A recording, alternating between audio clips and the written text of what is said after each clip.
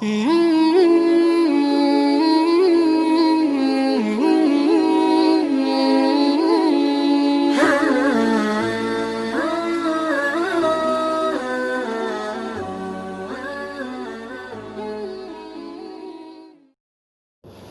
سعید ابن مسیب رضی اللہ تعالیٰ عنہ روایت کرتے ہیں کہ اماں جی حضرت عائشہ صدیقہ رضی اللہ تعالیٰ عنہ نے خواب دیکھا کہ 3 چاند اس کے گود میں آ گئے، گر گئے۔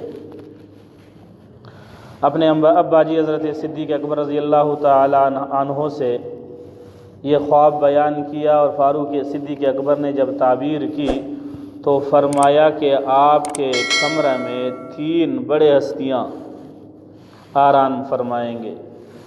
اشارہ ایک پیغمبر علیہ السلام کی طرف، دوسرا خود صدیق اکبر کی طرف، اور تیسرا فاروق اعظم رضی اللہ تعالیٰ عنہ کی طرف۔ 12 ربیع الاول کو جب پیغمبر علیہ السلام کا انتقال پر ملال کا واقعہ پیش آیا، اسے جب سیدہ اماں جی حضرت عائشہ صدیقہ رضی اللہ تعالیٰ عنہ کے حجرہ میں دفن کیا گیا تو صدیق اکبر نے فرمایا، بیٹی ھذا خیر اقماری کی، 3 چاندوں میں سے بہترین چاند یہی ہے جو اب آپ کے حجرہ میں اور کمرہ میں استراحت فرما رہے ہیں۔ حدیث کی کتابوں میں آتا ہے پیغمبر علیہ السلام جب 12 ربیع الاول کو دنیا سے رخصت ہوئے، صحابہ کرام مہاجرین و انصار قبر کھودنے کے بارے میں اختلاف میں آ گئے۔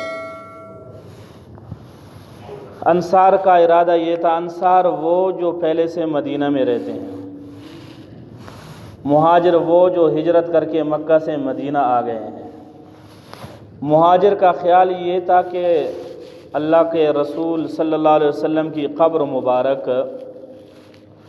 وہ لحد کے طور پر ہو، یعنی اوپر سے یہاں سے تو ایک ویسے بھی گڑھا کھودا جاتا ہے، پھر اس کے بعد جو بغلی ہوتا ہے اس کو لحد کہتے ہیں۔ اور مہاجرین کا ارادہ یہ تھا کہ لحد نہ ہو، شق ہو۔ شق کا معنی یہ ہے کہ دوسرے الفاظ میں آپ سمجھے کہ درگور، نیام گور۔ ہمارے علاقوں میں لحد ہوتا ہے اور سندھ اور پنجاب میں پھر شق ہوتا ہے جس کو نیام گور کہتے ہیں۔ ایسے بغل میں سلاتے نہیں ہیں میت کو، اس درمیان میں سلاتے ہیں، پھر پٹیاں رکھتے ہیں اس پر۔ بہت بڑا اختلاف ہوا اس بات پر کہ شق ہو یا لحد ہو۔ سیدنا فاروق اعظم رضی اللہ تعالی عنہ اس وقت فرمایا کہ دیکھے 2 آدمی ہیں جو قبر کھودنے میں ماہر ہے، ایک حضرت ابو عبیدہ ابن الجراح رضی اللہ تعالی عنہ جو امین الامت ہے، اور دوسرا حضرت ابو طلحہ رضی اللہ تعالی عنہ جو حضرت انس کے والد ہے۔ ابو عبیدہ ابن الجراح یہ مہاجرین میں سے تھے، یہ قبر کھود کر یہ شک فرمایا کرتے تھے، اور حضرت ابو طلحہ جو حضرت انس کے والد تھے، اور حضرت انس وہ جو رسول اللہ کی 10 سال تک خدمت کرتے رہے، وہ انصار میں سے تھے، یہ قبر کھود کر لحد بناتے تھے۔ فرمایا دیکھو 2 آدمی ہیں قبر کھودنے والے، اور ماہر بھی یہی ہے، قبر بھی یہی کھود لیں گے۔ اختلاف کی گنجائش نہیں ہے کہ زمین و آسمان کا نظام درہم برہم ہو گیا ہے۔ رسول اللہ کی وفات حسرت آیات کوئی معمولی بات نہیں۔ فرمایا یہ اختلاف کا موقع نہیں ہے، ایک آدمی حضرت امین الامت کے لیے بھیج دیتے ہیں اور دوسرا آدمی حضرت ابو طلحہ کے لیے بھیج دیتے ہیں۔ ان 2 میں سے جو پہلے آیا بس اسی طرح قبر کو دی جائے گی۔ لحد والا آیا تو لحد کیا جائے گا، اور شق والا آیا تو شق کیا جائے گا، نیامگور کیا جائے گا۔ اللہ تبارک و تعالیٰ کی مرضی یہی تھی کہ لحد ہو تو حضرت ابو عبیدہ ابن الجراح نہ ملے یا تاخیر سے آ گئے۔ حضرت ابو طلحہ رضی اللہ تعالیٰ عنہ بر وقت پہنچے اور قبر کی کھدائی لمبائی میں 7 فٹ تک کیا، اور پھر لحد بنایا اس میں۔ 12 ربیع الاول کو دنیا سے اللہ کے رسول رخصت ہو گئے، 3 دن مسلسل جنازہ چلتا رہا، تیسرے دن رات کو 5 آدمیوں نے، تیسرے دن رات کے وقت 5 آدمیوں نے پیغمبر علیہ السلام کو قبر مبارک میں اتار دیا۔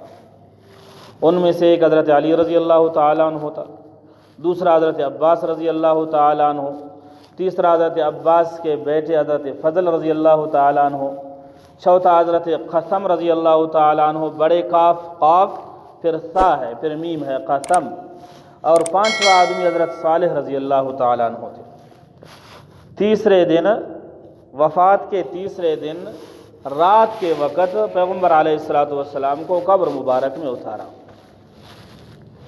وہ اس طرح اتارا کہ پیغمبر علیہ السلام کا سر مبارک مغرب کی طرف اور پاؤں مبارک مشرق کی طرف، چہرہ انور پھر جنوب کی طرف کے اس طرف، مدینہ پاک میں قبلہ جنوب کی طرف ہے، جنوب کی طرف رخ مبارک کر دیا، اور پیچھے کا جو سائڈ ہے اور طرف ہے پھر وہ شمال کی طرف ہو۔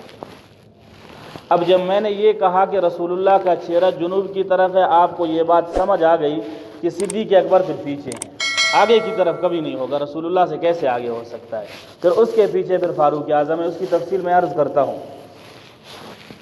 انہوں نے وہاں رکھ دیا، چہرہ انور کو قبلہ کی طرف کر دیا۔ اب اینٹوں کی رکھنے کی باری آئی تو یہ بھی ذہن میں رکھے کہ رسول اللہ کے لحد مبارک میں 9 کچی اینٹیں استعمال ہو گئی ہیں، 9 کچی اینٹیں، اور ہر اینٹ کی جو لمبائی تھی وہ 24 انچ یعنی 2 فٹ، اور چوڑائی 8 انچ، ایک رکھا گیا، پھر دوسرا، پھر تیسرا، پھر چوتھا، پھر 5واں، پھر 6واں، پھر 7واں، پھر 8واں، پھر 9واں، اس طرح 9 کچی اینٹوں سے رسول اللہ کی لحد کو بند کر دیا۔ پھر اس کے بعد روضہ کو کوہان نما، ایسے کوہان نما 1 بالشت کے مقدار میں بلند کیا گیا، پھر اس پر پانی چھڑکا دیا گیا۔ گویا تیسرے دن یہ کام اور یہ عمل انجام پایا۔